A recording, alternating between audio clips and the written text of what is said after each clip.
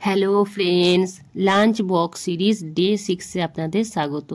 আমি আমার বাচ্চাকে আজকে লাঞ্চে মিনি পিৎজা বানিয়ে দিয়েছিলাম, যেটা আমার বাচ্চার জন্য খুবই হেলদি আর টেস্টিও। আপনারা চাইলে আপনাদের বাচ্চাদের জন্য এইভাবে লাঞ্চে মিনি পিৎজা প্যাক করে দিতে পারেন। তবে বন্ধুরা, দেরি না করে চলুন রেসিপিটা শেয়ার করি। সব থেকে আগে এখানে আমরা একটা বোল নিয়ে নিয়েছি। এবার এতে আমি 120 গ্রাম মতো গমের আটা ব্যবহার করছি। 1 কাপ গমের আটা নিয়েছি। আর আপনারা চাইলে ময়দা দিয়েও করতে পারেন, তবে আমরা বাচ্চার জন্য বানাচ্ছি, একটু গমের আটা দিয়ে বানালে একটু স্বাস্থ্যকর হবে, হেলদি হবে। এবার মধ্যিখানটা এইভাবে একটুখানি খালি করে নিতে হবে। এইভাবে খালি করে নিয়ে এতে আমি দিয়ে দেব 3 চামচ টক দই। বন্ধুরা, আপনাদের কাছে যদি টক দই খুবই টক থাকে তাহলে একটু পানিটা ঝরিয়ে নেবেন, ফেলে দেবেন, নাহলে খুবই টক হয়ে যাবে, খেতে মোটেও ভালো লাগবে না। আর যদি মনে করেন যে মিডিয়াম টক আছে তাহলে চলে যাবে। এখানে আমি 3 চামচ মতো টক দই দিয়ে নিলাম। এবার এতে আমি দিয়ে দেব 1 চামচ চিনি। 1 চামচ চিনি দেওয়ার পরে এবার দেবো আমি হাফ চামচ মতো বেকিং পাউডার। এখানে বেকিং সোডা ব্যবহার করলে চলবে না, বেকিং পাউডারে দিতে হবে। আর এতে একটু দিয়ে দেবো স্বাদ অনুযায়ী নুন। এগুলোকে আগে আমাদের খুব সুন্দর করে মিক্স করে নিতে হবে। দেখবেন মিক্স করার পরে দেখবেন দই আর বেকিং পাউডারটা মিশে যাওয়ার পরে একটা বাবলস মতো আসছে, দেখবেন দইটা একদম ফুলে ফুলে যাচ্ছে, এরকম মনে হবে। এইভাবে আগে একটুখানি ভালো করে মিক্স করে নিতে হবে, দিয়ে আটাগুলোকেও এর সাথে এবার মিশিয়ে নিতে হবে। আগে এখানে আটাতে পানি দিয়ে মিক্স করলে চলবে না, কারণ দইয়েতে পানি আছে।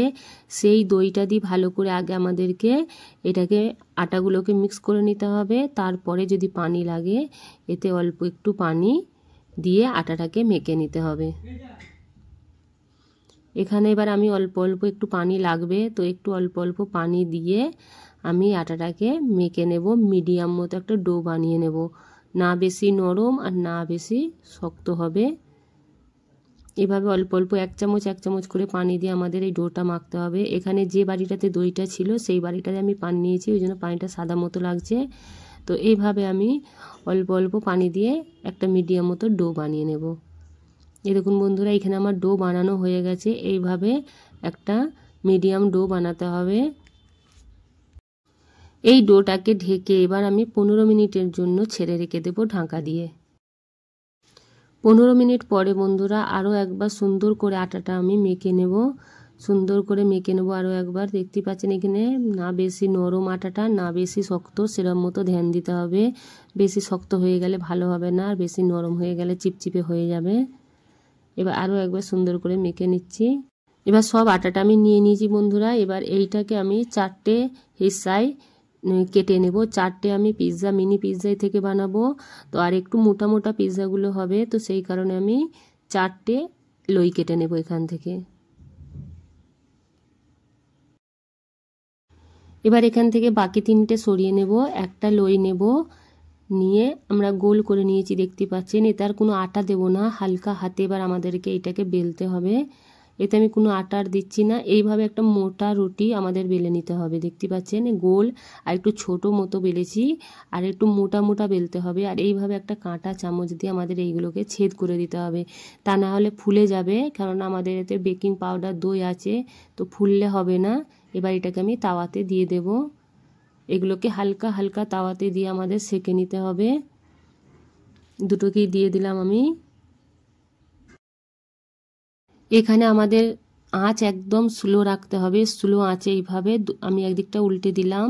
স্লো আঁচে আমাদেরকে এই রুটিগুলো সেঁকে নিতে হবে। দেখতেই পাচ্ছেন হালকা লাল লাল কালার হয়ে গেছে। একটু দাবিয়ে দাবিয়ে এইভাবে, কাঁচা যেন না থেকে যায় ভেতরে, সেদিকে ধ্যান দিতে হবে। এইভাবে দাবিয়ে দাবিয়ে একটু সেঁকে নিতে হবে। এখানে দেখুন সেঁকা হয়ে গেছে। এবার আমি এগুলোকে তুলে নেব অন্য একটা পাত্রে।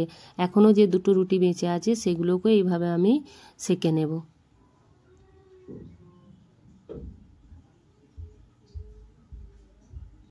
এদিকে আমি সব কটা রুটি সেঁকে নিয়েছি। এবার এতে একটু পিৎজা সস লাগিয়ে দিলাম, অল্প অল্প করে 1 চামচ মতো পিৎজা সস এতে আমি লাগিয়ে নিচ্ছি। যদি আপনাদের কাছে পিৎজা সস না থাকে তাহলে আপনারা কেচাপও ব্যবহার করতে পারেন। এবার একটু মোজারেলা চিজ আমি এতে দিয়ে দিলাম। একটু বেশি করে মোজারেলা চিজ দিলে বাচ্চারা খেতে পছন্দ করে আর ভালো লাগে খেতে মোজারেলা চিজ দিলে। এবার এতে আমি ছোট করে টুকরো করে কেটে রাখা পেঁয়াজ এইভাবে দিয়ে দেব। আপনাদের মন পছন্দ যে কোনো সবজি ব্যবহার করতে পারেন। তো এখানে আমি পেঁয়াজ দিয়ে দিচ্ছি। এবার এতে আমি ছোট করে টুকরো করে কেটে রাখা ক্যাপসিকাম দিয়ে দেব। এগুলো দিলে কালারটা খুব সুন্দর লাগে, দেখতে খুব সুন্দর লাগে, বাচ্চারা খায়ও। আর সবজি তো বাচ্চাদেরকে খাওয়ানোই যায় না, তবে এই সব বাহানায় একটু বাচ্চারা সবজিও খেয়ে নেয়। এবার গোল গোল করে কেটে রাখা টমেটো এইভাবে আমি দিয়ে দিচ্ছি ওপর থেকে। এর ওপর এখনও আমি একটু মোজারেলা চিজ আরও একটু দিয়ে দেব।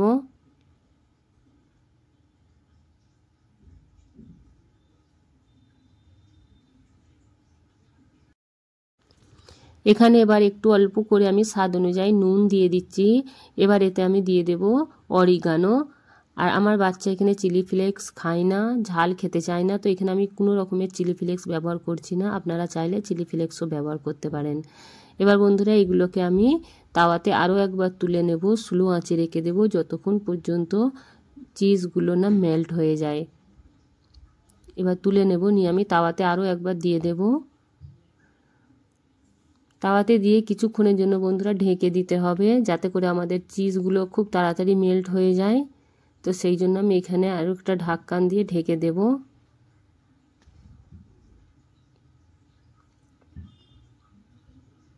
এইভাবে ঢেকে কিছুক্ষণের জন্য আমাদের ওয়েট করতে হবে। কিছুক্ষণ পরে বন্ধুরা দেখুন চিজ একদম মেল্ট হয়ে গেছে। এবার এগুলোকে আমি তুলে নেব। এখনও যে দুটো বাকি আছে পিৎজা, সেগুলোকে আবার দিয়ে এইভাবে আমি চিজটা মেল্ট করে নেব ঢাকা দিয়ে। দেখতেই পাচ্ছেন এখানে সব কটা পিৎজাই আমি বানিয়ে নিয়েছি। এবার বন্ধুরা টিফিন প্যাক করার পালা। এখানে আমি এবার টিফিনে দিয়ে দিচ্ছি এগুলো পিৎজাগুলো। এইরকম যদি টিফিন হয় আর বাচ্চারা যদি খেয়েই নেয়, সবটাই ফিনিশ করে নেয়, তাহলে তো মায়েদের জন্য আর কিছুই নয়। এটা হেলদিও আর খুব টেস্টিও। বাচ্চারা দিল থেকে খেতে পছন্দ করে আর মাকে এগুলো দেখে খুব ভালো লাগে। দেখুন এবার প্যাক করে দিলাম। এবার আমি একটা কেটে দেখাচ্ছি বন্ধুরা আপনাদেরকে। দেখুন কতটা বেনেছে কীরকম। এই দেখুন টানলে এইভাবে চিজ বেরিয়ে আসছে, খুব সুন্দর খেতে লাগে, খুব মজা লাগে খেতে। যদি আপনাদের ভিডিওটা ভালো লেগে থাকে তাহলে লাইক, কমেন্ট, শেয়ার আর সাবস্ক্রাইব করতে মোটেও ভুলবেন না। ভিডিওটা দেখার জন্য অনেক অনেক ধন্যবাদ।